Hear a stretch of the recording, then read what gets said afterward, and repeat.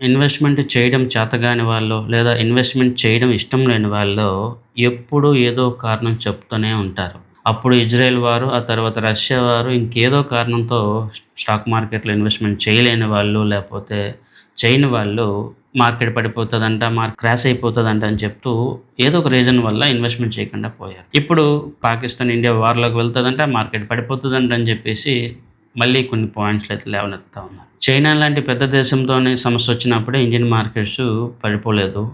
America ఆ issues సందర్భంలో కూడా ఇండియన్ మార్కెట్ పెద్దగా పడిపోలేదు. టెంపరరీ ర్యాలీసు, క్రాషెస్ అనేది మార్కెట్‌లో ఎప్పుడు సర్వసాధారణంగా ఉంటాయి. ఒకటి. రెండోది పాకిస్తాన్‌తో ఇండియాకి ఎటువంటి ఫినాన్షియల్ బాండ్ అయితే లేదు. స్టాక్ మార్కెట్ కంపెనీస్ పాకిస్తాన్ మీద అసలు ఆధారపడడం లేదు. కొంత ఇంపాక్ట్ అయితే కొన్నాళ్ళ వరకు ఉంటుంది.